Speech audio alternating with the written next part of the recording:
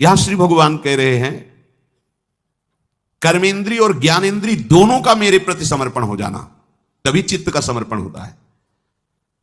राजा है पर निष्ठा ऐसी भजन की है, कोई भी 4 घंटे विक्षेप नहीं। यहां श्री जी की सेवा कर रहे हैं, आप अन्य बातें भी कर रहे हैं, हंस रहे हैं, खेल रहे हैं, आप महारानी जी की सेवा कर रहे हैं, आप राधा नाम हाथ में लेकर स्नान करा रहे हैं, पोछ रहे हैं, प्रक्षालन कर रहे हैं, चंदन की पत्रावली कर रहे हैं, इत्र लगा रहे हैं। इस श्री जी का साक्षात स्वरूप है राधा नाम। उस समय बहुत गंभीर एकाग्र, अगर कोई आपसे राधे श्याम बोले, श्री हरिवंश बोले, तो बिना उसको देखे बोल दो श्री हरिवंश, देखो अपनी सेवा की तरफ, पूर्ण एकाग्रता। हां, कोई गुरुजन पधारे, महाभागवत पधारे, तो फिर श्री जी की सेवा को उसी समय विश्राम दो, पहले उनको प्रणाम, उनका स्वागत सम्मान करो। वो प्रभु का आदेश है ऐसा, महापुरुषों का आदेश है ऐसा। प्रभु से भी बढ़कर प्रभु के प्रेमी महाभागवतों का सम्मान करना, इससे प्रभु की प्रसन्नता प्राप्त होती है। जयमल जी की ये गुप्त बात उनके शत्रु पक्ष को पता चल गई। ये बड़े वीर भी थे कि 4 घंटे इनको कोई सूचना नहीं दे, 4 घंटे में तो पूरे राजमहल सहित पूरे राज्य शासन को अपने अधिकार में ले लेंगे। विपक्षी राजाओं ने ऐसा निश्चय कर लिया। ठीक जिस समय वो प्रवेश हुए अपने श्री जी की सेवा के लिए, उसी समय आक्रमण कर दिया। वो पहले से ऐसा व्यवहार निश्चित किए हुए थे। राज सैनिक ने सूचना दी कि आसपास से पूरे राज्य नगर को घेर लिया गया है, शत्रु पक्ष बहुत बलशाली प्रतीत हो रहा है, बिना राजा के दस्तखत के हम युद्ध कैसे प्रारंभ कर दें। अब वहां जो जाएगा तो सूचना देने के पहले ही मार डाला जाएगा, क्योंकि उनका ये दृढ़ प्रतिज्ञा थी कि 4 घंटे के अंतर्गत अगर कोई पूजा गृह में आया उसे मृत्युदंड मैं स्वयं दूंगा। अब यह हुआ कि सूचना नहीं जाएगी तो बड़ा हाहाकार मच जाएगा, प्रजा का नाश करेगा शत्रु पक्ष, राजमहल में घुसकर अत्याचार करेगा। अब क्या किया जाए। राजमाता ने कहा अगर मृत्यु मिलेगी तो मुझे मिलेगी, मैं जाऊंगी और सूचना दूंगी। वो डरते हुए गए। जयमल जी सेवा में मगन थे, तो उन्होंने कहा बेटा, राजनगर को, राजमहल को शत्रु पक्ष ने घेर लिया है, बस तुम्हारी स्वीकृति की आवश्यकता है। तुम हां बोलो तो सैनिक युद्ध के लिए तैयार हैं। तो उन्होंने कहा मां, तुम इसी समय वापस चली जाओ, हम सेवा में एक शब्द भी अन्य सुनना नहीं चाहते। आप मां हो इसलिए हम अपनी प्रतिज्ञा को छोड़ते हैं कि आपका वध नहीं करते। आप वापस चली जाएं, हम जिनके सहारे हैं वही जो कुछ चाहे करें। इस समय हम उनकी सेवा नहीं छोड़ सकते और अन्य वार्ता नहीं कर सकते। सेवा में हम युद्ध का आदेश नहीं दे सकते। हम ठाकुर श्रृंगार कर रहे हो, कह दे मार काट करो, नहीं। जिनकी हम सेवा कर रहे हैं वो समर्थ है, जैसा चाहे वैसा करें। आप तुरंत वापस हो जाइए। बाहर गई। सेनापति ने कहा क्या आदेश है? उनका कोई आदेश नहीं। बिना आदेश के सेनापति कैसे? सब व्याकुल हो रहे हैं, 4 घंटे तक इंतजार कर रहे हैं। ना तो सेना नगर के अंदर घुसी और सब कोलाहल शांत है। तो सबको आश्चर्य हुआ कि क्या वो भी पूजा का इंतजार कर रहे हैं क्या शत्रु पक्ष, कि जब वो निकलेंगे तब युद्ध करेंगे। जयमल जी ठाकुर जी को भोग पवा के, आरती करके, उनके सामने कीर्तन करके, नृत्य करके प्रणाम किया, बाहर निकले और उनका हमारा घोड़ा तैयार करके लाया जाए। घोड़े के पास गए, जो उनका निजी घोड़ा था, पसीने से लथपथ था। जेविये से हाथ रखा तो हाथ भींज गया पसीने से, और हाथ रखते ही जैसे बिजली का करंट, ऐसे भागवती ऊर्जा उनके हृदय में आई। बोले ऐसा तो कभी नहीं हुआ, और ये घोड़ा तो इतना थका हुआ लग रहा है जैसे ये युद्ध करके आ रहा हो, और आज तक इतना प्यार इसके ऊपर नहीं आया। इसके स्पर्श करने से मुझे भागवती सुख का अनुभव हो रहा है। घोड़े को लिया, बाहर गए।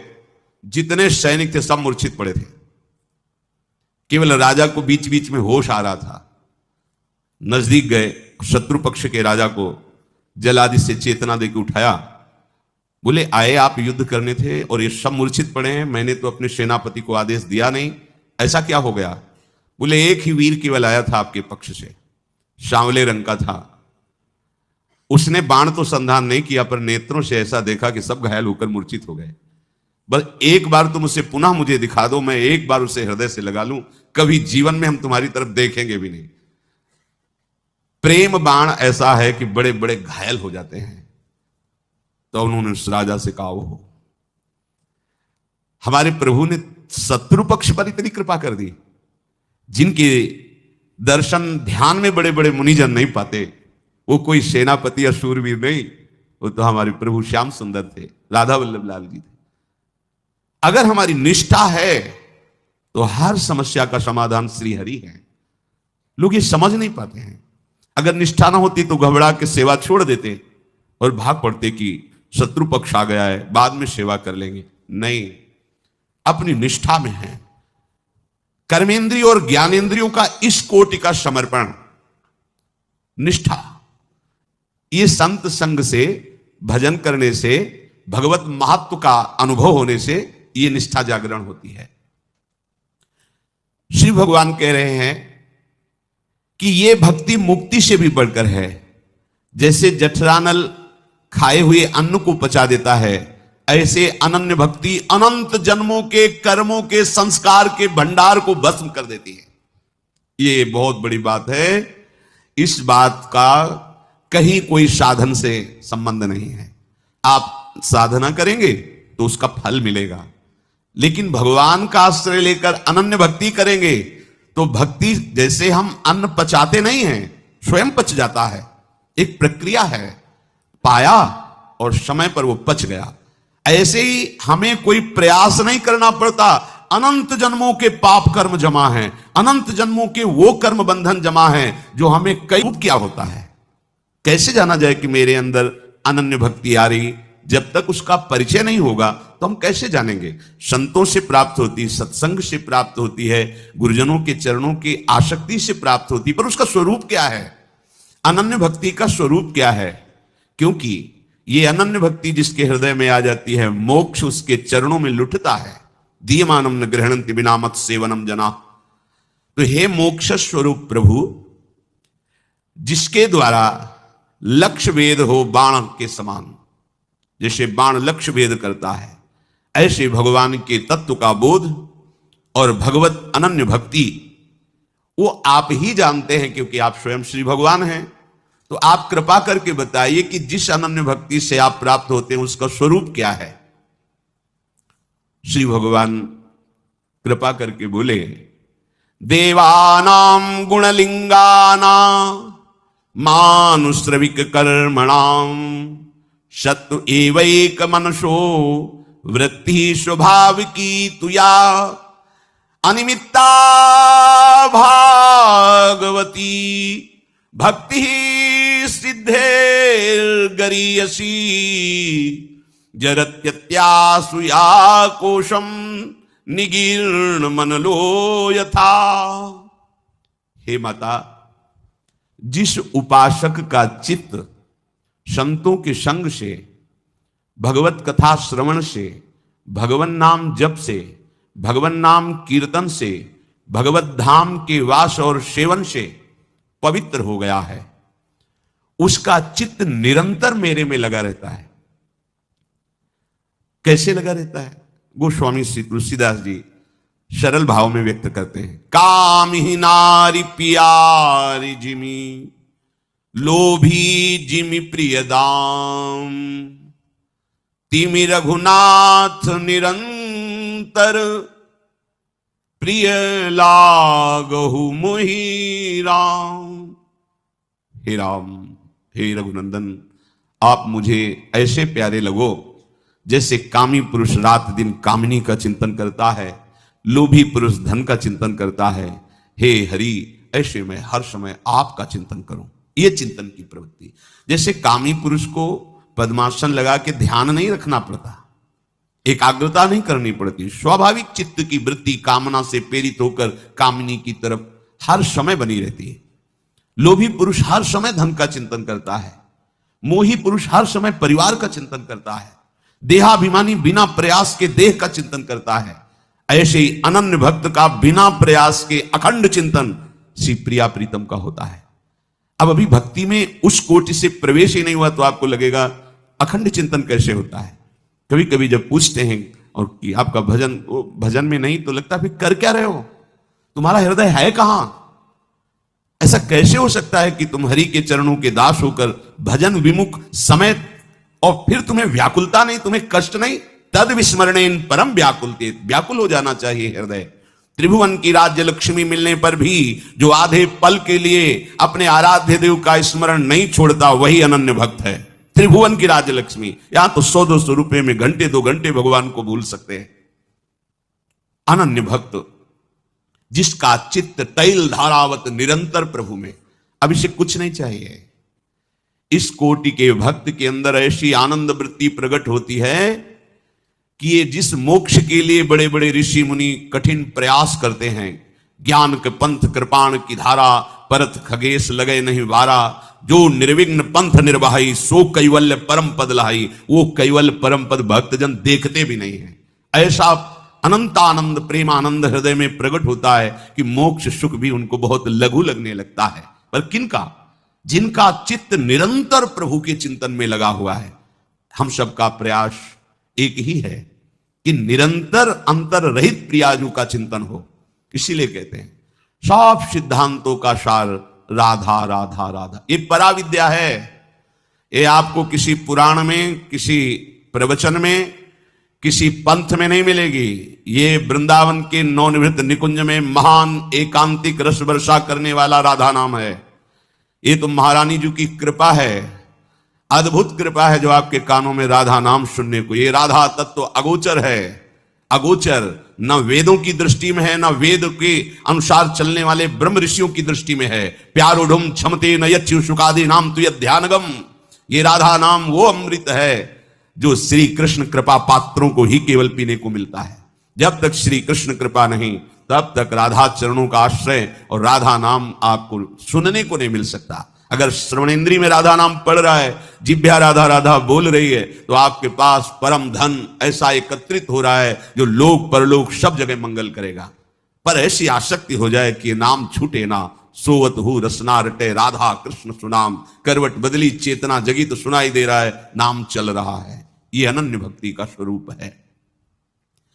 जो कर्मेंद्रिय और ज्ञानेन्द्रिय दोनों से केवल श्रीहरि का भजन करता है, ये अनन्य निष्ठा से ही बात बनती है। श्री जयमल जी बड़े महान भक्त हुए श्री राधा वल्लभ लाल जी के।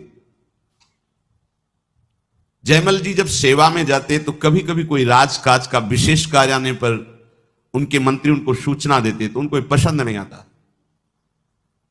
हमारी सेवा में कोई विघ्न पहुंचावे नहीं। राजा थे पर ऐसी भजन की निष्ठा, उन्होंने नियम लागू कर दिया 4 घंटे 10 घड़ी, 1 घड़ी 24 मिनट, तो 10 घड़ी है 6 को 24, 240 मिनट, तो 6 को 24, 4 घंटे। 4 घंटे के अंतर्गत अगर किसी ने सूचना दी तो हम स्वयं उसका वध कर देंगे। हमारे सेवा गृह में चाहे पूरे राज्य में आग लग जाए, 4 घंटे कोई सूचना नहीं देगा, किसी भी तरह का विक्षेप नहीं। जब हम अपने लाडली लाल राधा वल्लभ लाल का श्रृंगार कर रहे हैं, आरती कर रहे हैं, उनका सेवा भाव भोग आदि, उस समय कोई भी प्रवेश नहीं करेगा। ये अपने निजी परिकर में।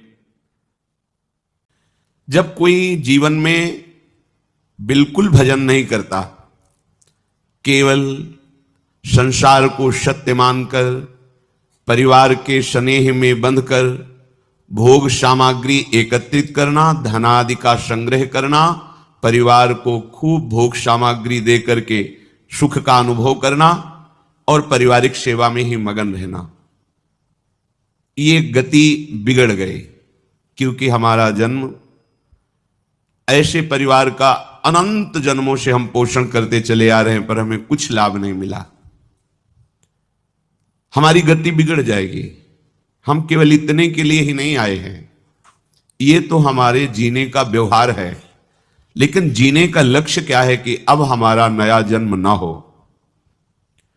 जो केवल परिवार में आसक्त हो जाता है वो ये भूल जाता है धर्म क्या है, भगवान क्या है, भगवत मार्ग क्या है, हमारी मृत्यु होगी तो हमें परिणाम क्या मिलेगा, हमारे साथ कौन जाएगा, हमें क्या गति मिले, ये सब बातें भूल जाती है। वो केवल वर्तमान में प्रगट में परिवार के स्नेह में बंद कर कैसे विधान आना चाहिए, पापाचरण, अधर्म, हिंसा, चोरी, व्यभिचार कैसे भी आए, ऐसे लोगों की दुर्गति होती है।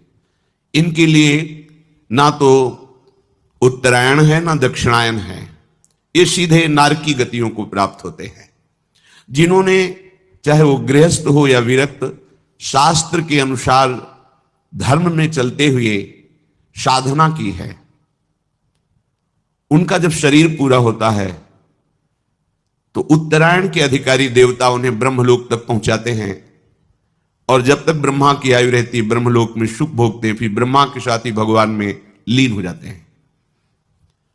दक्षिणायन में जिनका शरीर पूरा होता है, सकाम भाव से साधना की है, वो धूम मार्ग में जाते हैं। इनके अधिकारी देवता चंद्रलोक तक पहुंचाते हैं, वहां चंद्रलोक में दिव्य सुखों का भोग करके पुनः मृत्यु लोक में आते हैं। वेदांत दर्शी महात्मा जन अद्वैत ब्रह्म का साक्षात्कार करके मोक्ष को प्राप्त करते हैं। पापात्मा जन पाप कर्म करके नरक को प्राप्त होते हैं। पुण्यात्मा जन पुण्य करके स्वर्ग को प्राप्त होते हैं। पर इन सब से एक विलक्षण मार्ग है, श्री भगवान स्वयं वर्णन कर रहे हैं। पुरुषः सह परः पार्थ भक्त्या लभ्यस्त्वनन्यया यस्यान्तःस्थानि भूतानि येन सर्वमिदं ततं। हे पृथानंदन अर्जुन, वह परम पुरुष परमात्मा सारे जगत को व्याप्त करके विराजमान है। व्याप्त, जैसे बर्फ में केवल नाम बर्फ है, जल ही जल व्याप्त है, इसे व्याप्त कहते हैं। जल के सिवा बर्फ में कुछ भी नहीं, केवल जल है, घनीभूत जल ही बर्फ नाम से कहा गया। ऐसे ही ये संपूर्ण संसार जो द्वंद्वों से युक्त, नानात्व से युक्त, स्त्री पुरुष आदि भेद से युक्त, जड़ चैतन्य से युक्त, दुरात्मा महात्मा से युक्त, ये एकमात्र केवल परमात्मा ही इसमें व्याप्त है। जैसे बर्फ में केवल जल ही जल है, ऐसे ही संसार केवल परमात्मा ही है। ये शुद्ध भक्ति से जाना जाता है। तुम्हारी बुद्धि की ताकत नहीं कि तुम इससे जान सको तर्क करके, अनुमान से, प्रमाणों से, नहीं। जब मय्येव मन आधत्स्व स्वयं मयि बुद्धि निवेश है, तब जब मन बुद्धि केवल प्रभु में लगकर भगवदाकार हो गई, तब ये रहस्य उसके सामने प्रकाशित होता है कि जड़ चैतन्य कछु नहीं दीखत, जित दीखत तित श्याम खड़े। आहा, जिधर दृष्टि जाती है चित चोर मनमोहन ललित त्रिभंगी श्री कृष्ण चंद्रजू, जिनकी मुस्कान में करोड़ करोड़ काम मूर्छित हो जाए, उन प्रभु का वो हर जगह दर्शन पाता है।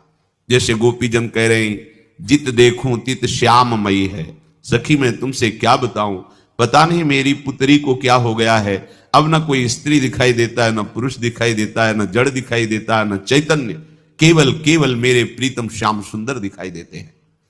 जिधर भी देखती हूं वो श्याम मुस्कुराता दिखाई देता है।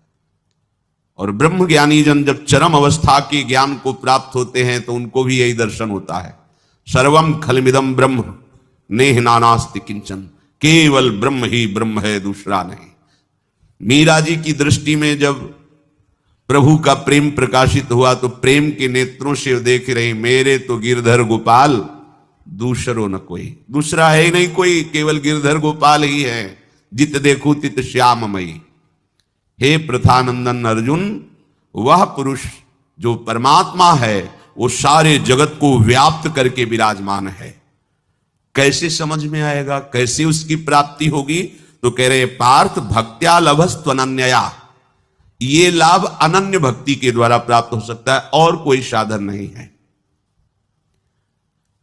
प्रभु के प्रेम का रसास्वादन अनन्य भक्ति से, और प्रेमी ही संपूर्णतया प्रभु को जानता है। ज्ञानी एक पक्ष को जानता है, निर्गुण निराकार निर्विकार आत्मस्वरूप भगवान को। लेकिन प्रभु की प्रेममयी लीला में वो प्रवेश नहीं पाता, क्योंकि वो मोक्ष की लालसा से युक्त है। वो ऐसा ज्ञान प्राप्त करके मुक्त हो जाता है।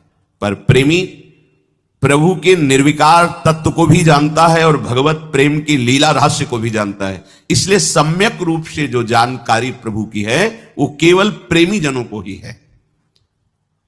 जो बड़े बड़े ज्ञानी महात्मा हुए हैं, तत्वबोध प्राप्त करके मुक्त हो गए। मुक्त होने का मतलब तरंग समुद्र में लीन हो गई, अस्तित्व ही खत्म हो गया। पर प्रेमी जनों का ऐसा नहीं। वो इस तत्वबोध को जानते हुए भी, जैसे गोपीजन जानती हैं कि हमारे प्रीतम श्री कृष्ण क्या है, वो कह रहे नखल गोपिका नंदनो भवा नखिल देहिना मंतरात्मद्रिक। मैं जानती हूं कि केवल यशोदा मैया के लाडले नंद नंदन ही नहीं है, ये चराचर जगत की आत्मा है। ये ज्ञान तत्वबोध, ये तत्वबोध है। और प्रेम यत्ते सुजात चरणाम्बुरुहम स्तनेषु। जिन चरणों को लेकर कोई तत्वज्ञानी कभी चरण छाती से लगाया क्या, उनमें लीन हो गया। लेकिन ये तत्वबोध, इससे बड़ा और तत्वबोध क्या, जित देखो तित श्याममयी। इसके बाद प्रभु के साथ वो अद्भुत अद्भुत लीला में महासुख का अनुभव करते हैं तत्वबोध होने पर भी। ये केवल अनन्य भक्ति से होता है। प्रभु की अनन्य भक्ति में हमारा प्रवेश तभी होगा जब जो आसक्ति हमारी संसार में है, शरीरधारियों में है, वो प्रभु के प्रेमी भक्तों में हो जाए। आज तक कभी भी कहीं भी किसी को भी अगर अनन्य भक्ति की प्राप्ति हुई है तो भगवत प्रेमी महात्माओं के संग से हुई है। भगवान कपिल देव जी से माता देहूति जी ने जब प्रश्न किया तो भगवान, पीछे चर्चा चल रही थी, भगवान ने बताया कि ऐसे ऐसे हमारे जो भगवत प्रेमी महात्मा जन हैं उनका तुम संग करो तो तुम्हारे हृदय में मेरी अनन्य भक्ति का जागरण हो जाएगा। माता जी ने पूछा, काचित वैयुचिता भक्ति कीदृशी मम गोचरा यया पदम ते निर्वाण मंजशान वाष्णवा अहम यो योगो भगवद बाणो निर्वाणात्मस्तयोदितः कीदृशः कति चांगानि यतस्तत्वावबोधनम। प्रभु, आपने ये तो बताया कि अनन्य भक्ति कैसे प्राप्त होती है, भगवत प्रेमी महात्माओं के संग से, पर उस अनन्य भक्ति का स्वरूप जन्मों तक भोगे बराबर तो भी नहीं निपटा सकते।